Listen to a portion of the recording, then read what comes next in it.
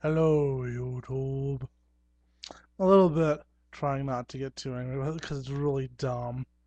But my beautiful and lovely wife um, was checking out various things on the wonderful World Wide Web and found this article on TMZ that is dated for yesterday on the 18th, May 18th, 2011. Kirk Cameron says Stephen Hawking is wrong. For those of you who don't know, Kirk Cameron used to play Mike Seaver on Growing Pains.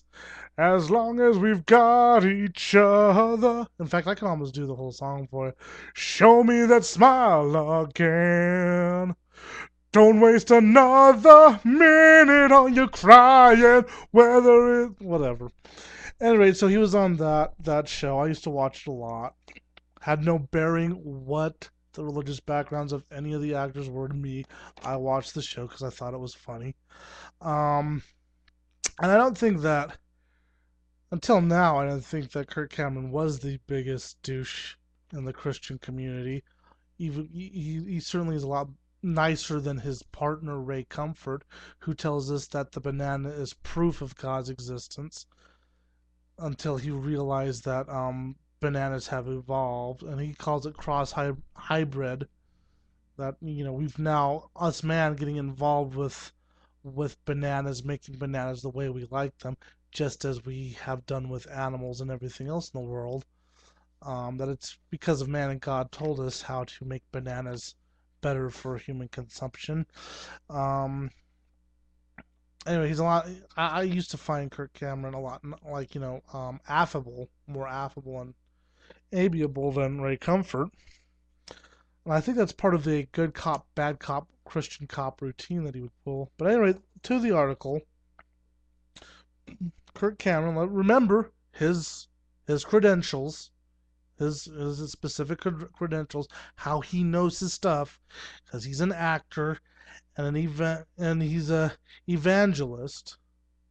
So those two things. Remember, he's been on a sitcom. He's famous, so he's got to be right. But he says super Christian.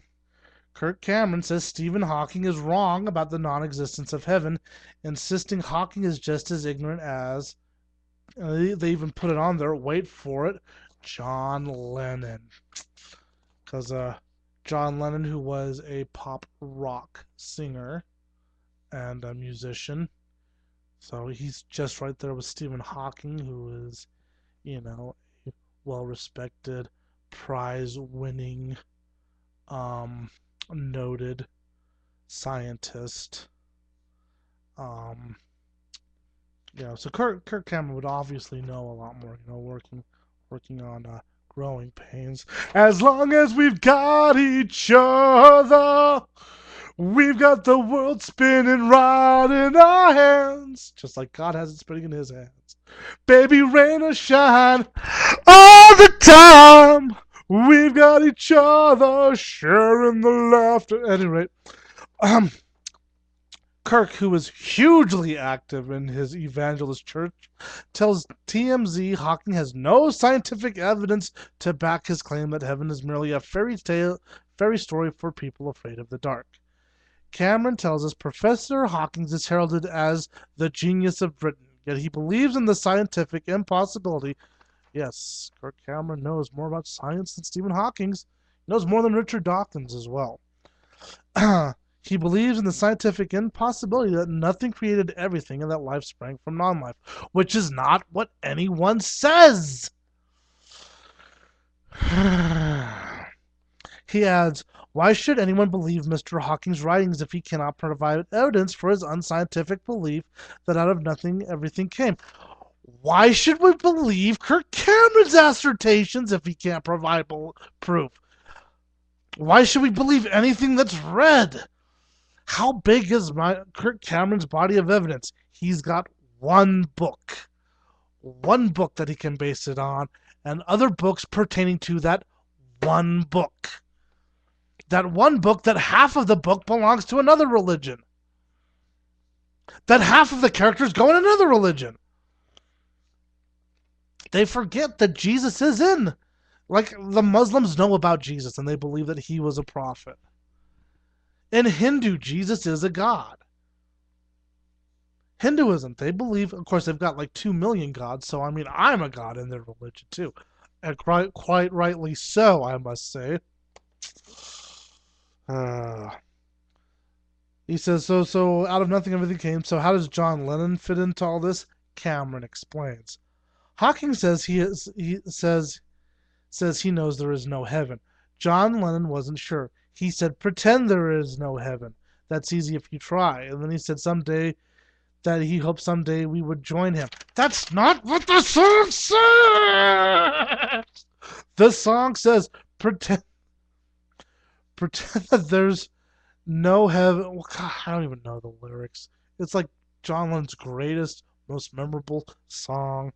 But, beautifully redone by a perfect circle. Beautifully sang many times by David Archuleta, who is, I believe, a theist. Beautifully sang by that kid. People cried watching American Idol. I cried watching American Idol. And he sang it. He didn't think it pertained to whether or not God existed. He said, pretend, then you wouldn't have to fight about it. That was the idea. He was talking about the idea that people fight over religion, that they kill each other over religion. It's not a song about there being no God. It's a song about finding peace. He didn't make any claims. And it was either Lennon or McCartney that said that they were bigger than Jesus. And frankly, well, I mean, they had good PR, the Beatles. And I would pay to go see them at the Acropolis if they were able to get back together. If they said Beatles at the Acropolis, heck, just get Paul McCartney and Ringo Starr together. Anyone in the world would come to see that show. And they could sell out, they could we're going to build the world's largest arena right in the middle of the desert, and there would be a pilgrimage just to see McCartney and Starr. And I don't even like those two as much. I mean, I gotta say that Ringo had a few good hits. I hate Wings. Every time a Wings song comes on, I just tune it out. But even those two, but that's beside the point. So, such wishful thinking reveals John and Stephen's religious beliefs, not good science. 'Cause we all know Kirk Cameron is a scientist. He's more of a scientist than any other scientist out there. He's the best scientist. That's why we should be listening to him. Sharing the laughter and love. Kirk Cameron, you heard it here, folks. Kirk Cameron, he's smarter than Stephen Hawking. Stephen Hawking, who when he first started noticing that he had ALS, when he first started noticing that, he fell down and hit his head. What did he do? Did he go see a doctor? No. He went and took an IQ test to see if his IQ had changed. He was that worried about it. He's like, let's see, I was at 272. What am I at now? What if I'm at 252? Of course, that's not how he says it. What if I was at 252? Actually, he doesn't even have a thing there. It's a little computer that he talks through.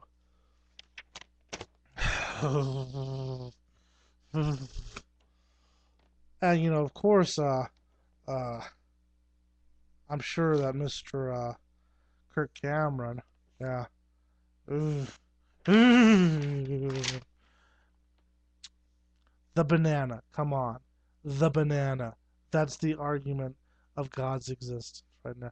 You're going to use a banana and back it up as if it was true. And then when it was pointed out, it was, well, God taught us how to make bananas. God taught us how to make bananas. You heard it here, folks. Kirk Cameron, smarter than Stephen Hawking, smarter than Richard Dawkins, he's smarter than any other scientist known to man.